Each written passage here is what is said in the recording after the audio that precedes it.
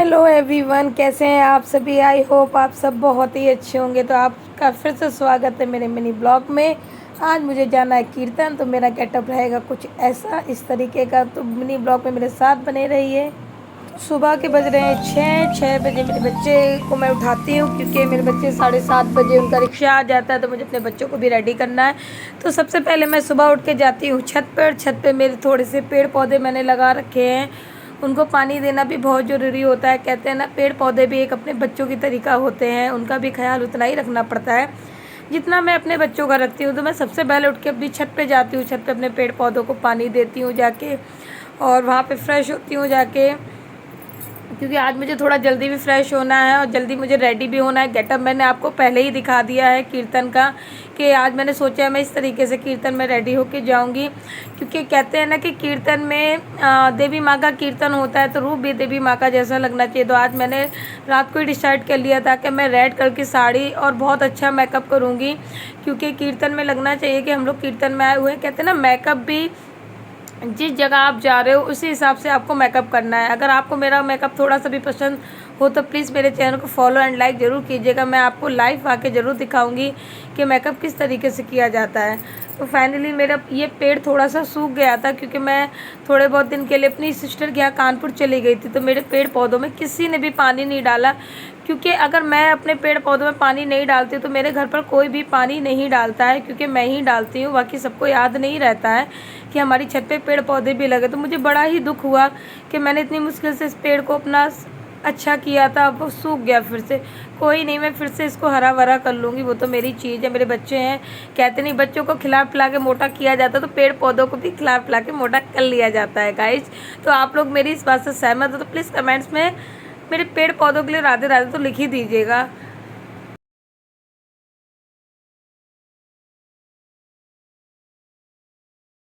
बस पेड़ पौधों में पानी देके मुझे नीचे भी जाना है, क्योंकि नीचे मुझे बच्चों का लंच भी बनाना है जाके, क्योंकि फिर काफ़ी समय हो जाएगा। क्योंकि जिनके यहाँ से कीर्तन का बुलावा आया तो उन्होंने समय मुझे 3 बजे का दिया है, तो कोई समय 3 बजे का दे तो 4 बजे तक पहुँच ही जाना चाहिए। फिर भी मैं आप लोगों से एक बात कहना चाहूँगी कि मैं बहुत मेहनत से ये ब्लॉग बनाती हूँ, मुझे भी ज़्यादा बनाना नहीं आता है ब्लॉग वगैरह। तो प्लीज़ मेरे ब्लॉग को लाइक और कमेंट ज़रूर कीजिएगा, और चैनल को मेरे फॉलो भी ज़रूर करिएगा। आगे आगे की भी मैं आपको सब अपडेट दूंगी, क्योंकि मेरी लाइफ में क्या हुआ क्या नहीं हुआ मैं आगे चल के आपको सब बताऊंगी। जब आप लोग मेरे साथ जुड़े रहेंगे तभी तो मैं आप लोगों को बताऊंगी। तो फाइनली अब बच्चे नहा धो चुके हैं, बच्चे रेडी भी हो गए हैं। मैं भी हाथ मुँह धो लूँ और फिर बस उनका लंच पैक कर दूँ। फिर मैं, क्योंकि मेरे हस्बैंड भी उठने वाले हैं, क्योंकि उनका भी टाइम हो चुका है, क्योंकि वो 9 साढ़े 9 बजे तक उठ जाते हैं। फिर उनका ऑफिस का नाश्ता वगैरह भी बनाना पड़ता है। तो फाइनली मैं तो अपने काम से फ्री हो गई और सोचा कि लो मशीन भी लगा दूँ, क्योंकि मशीन में काफ़ी कपड़े भरे हुए। तो हमने कहा लो कपड़े वपड़े भी निपटा लेती हूँ, क्योंकि फिर कहते हैं ना, कहीं से लौट के आओ तो काम में बिल्कुल भी मन नहीं लगता है। तो सोचते हैं कि सारा काम निपटा के ही चलो। और गर्मी है तो कपड़े भी बहुत हो जाते हैं, बच्चे हाल मतलब स्कूल से आते हैं फिर पसीना वगैरह। तो मैंने भी अपनी लाइफ में बहुत कुछ देखा है। मैं आपको अपनी सारी लाइफ जो भी हुआ है मैं शेयर करूँगी, पर आप लोग मेरे साथ में बने रहिए। एक औरत को कहते हैं ना कि संघर्ष करना ही पड़ता है अपनी लाइफ में, तो संघर्ष करके ही कहते हैं ना, दुख मिलके जब सुख मिलता है तो अच्छा लगता है, पर सुख मिलके दुख मिलता है तो अच्छा नहीं लगता है। तो मैं तो भगवान से यही दुआ करती हूँ कि भगवान किसी की लाइफ में इतना बुरा ना हो, और किसी की भी लाइफ में परेशानियाँ ना हो, जो मैंने झेला है वो कोई ना झेले। तो अब सोचा कि लो थोड़ी सी चाय बना लेती हूँ। और चाय बनाने के बाद मैंने कल अब नहा लेती हूँ, क्योंकि नहाने भी जाना है, क्योंकि नहाने के बाद मुझे खाना वगैरह भी बना के रखना है, क्योंकि आज छुट्टी का टाइम है, क्योंकि इनका छुट्टी है।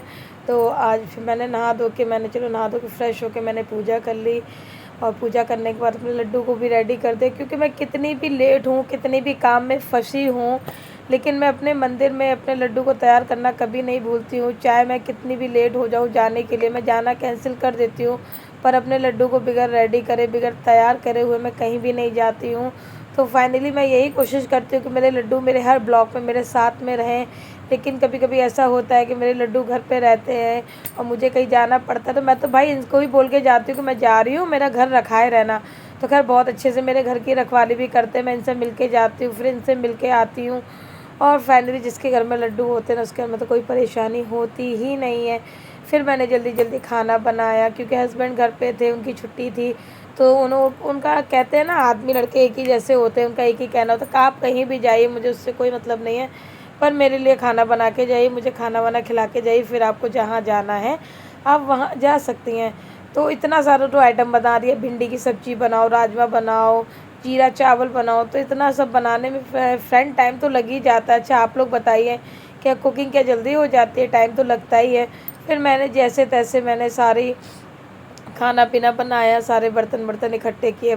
घर में बहुत काम हो जाता है, फिर भी ये मर्द लोग कहते हैं आखिर तुम घर पे करती ही क्या हो, आखिर तुम घर पे करती हो क्या हो। तो मैंने सोचा मैं क्या जवाब दूँ कि घर पे क्या करती हूँ। अगर औरत एक दिन बैठ जाए तो घर में सारा काम पड़ा रहेगा, फिर पता चलता है कि औरत क्या करती है। औरत को चाहे कितना भी बुखार हो, सर में दर्द हो, कितनी भी तबीयत ख़राब हो, पर औरत अपना काम करना नहीं भूलती है। कहते नहीं है कि सब लोगों को संडे तब भी मिलता है, बच्चों को संडे मिलता है, आदमी को संडे मिलता है, पर औरत को तो संडे भी नहीं मिलता है। तो फाइनली बज चुके थे 3:30, मुझे रेडी भी होना था, तो मैं फाइनली रेडी होने के लिए आई। गेटअप तो मैंने आपको पहले ही दिखा दिया था कि मेरा ऐसा गेटअप रहेगा। फिर भी फाइनली मैं रेडी होने के लिए आई, क्योंकि रेडी होने में भी यार 10-15 मिनट तो लग ही जाते हैं।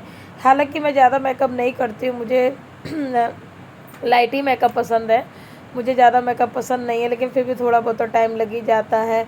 और एक फ्रेंड मेरे साथ में जा रही थी, तो वो मेरा काफ़ी देर से वेट कर रही थी। तो यार मैं जूड़ा लगा रही थी, पर मेरा जूड़ा नहीं लग पा रहा था क्योंकि मेरे बाल काफ़ी हल्के थे।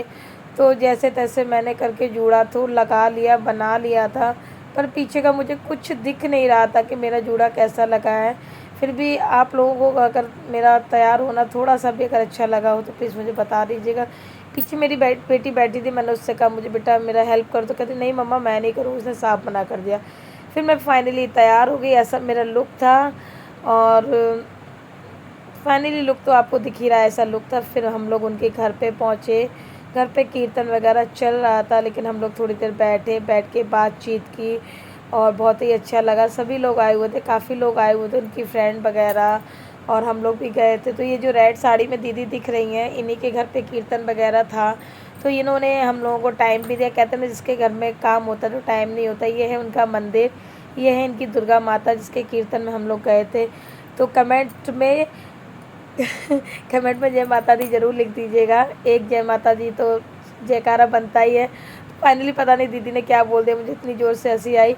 तो जो मेरे साथ में गई थी वो तो इतना मगन थी कीर्तन में, कब सभी लोग बहुत अच्छे से ढोलक बजा रहे थे। मैंने पहली बार ऐसा कीर्तन एंजॉय किया, क्योंकि मुझे ना तो गाना आता है, ना ही बजाना आता है, ना ही मुझे ढोलक में डांस करना आता है।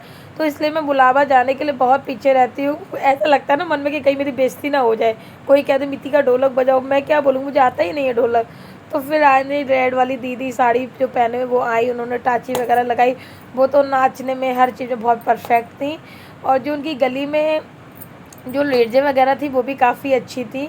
तो दीदी की भी फ्रेंड वगैरह धीरे धीरे आई रही थी। सभी लोग बहुत अच्छे थे, ढोलक में, बजाने में, गाने में, सब ने बहुत अच्छी ढोलक बजाई। बहुत ही सुंदर कीर्तन वगैरह हुआ सबका, और बहुत ही मज़ा आया। सबने कीर्तन वगैरह बहुत अच्छे से किया, खूब डांस किया, खूब गाने गाए, खूब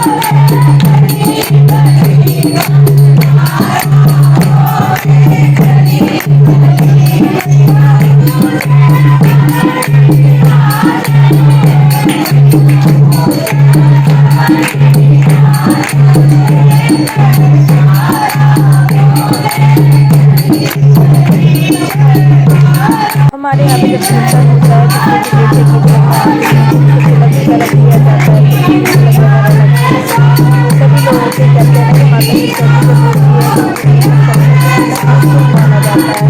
और कीर्तन के तिलक कर रही थी नीचे, तो तिलक के लिए बहुत काम होता है, तो सब अपने लेके जाते हैं, अलग अलग तिलक लगवाते हैं। पहले मथुरा जाएंगे, फिर दिल्ली जाएंगे, पहले उनको तिलक लगवाते हैं, फिर उसके बाद तिलक लगवाते हैं। बाकी सभी लोग गाने बजाने में व्यस्त हैं।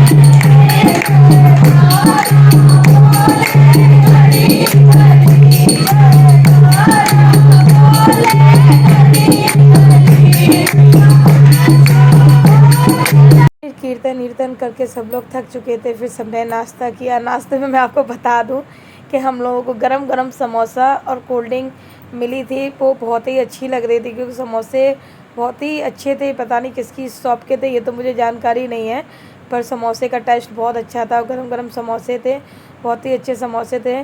और फिर हम लोगों ने कोल्ड ड्रिंक वगैरह पी। दीदी कहने लगी भाई काफ़ी देर हो गई गाना बजाना करते करते, भाई आप लोग थक गए होंगे तो थोड़ा बीच में नाश्ता पानी भी चलना चाहिए। फिर आप लोग जानते हो जहाँ लेडीजें इकट्ठी होती है नाश्ता पानी के साथ, फिर तो गप्पे, एक दूसरे का मजाक, एक दूसरे की बुराई, किसी की अच्छाई किसी की बुराई, हंसी मजाक सब कुछ चलता है। तो सब अपनी अपनी कहानी बताने लगे। फिर अचानक से एक दादी जी बोली मुझे तो डांस करना है, तो फिर वो अचानक से निकली डांस करने के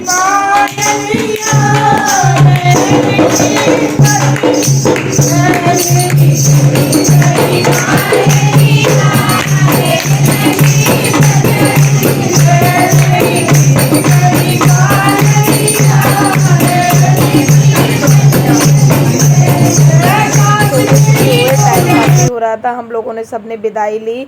विदाई में हम लोगों को श्रृंगार मिला और माता रानी का प्रसाद मिला, जो बहुत ही सौभाग्य की बात है। फिर हम लोगों ने एक सेल्फी फ़ोटो ली या छोटी सी वीडियो क्लिप बनाई, क्योंकि हम लोग जा रहे तो सब थोड़ा सा भी आप लोगों को पसंद आया तो प्लीज़ लाइक एंड शेयर ज़रूर कीजिए।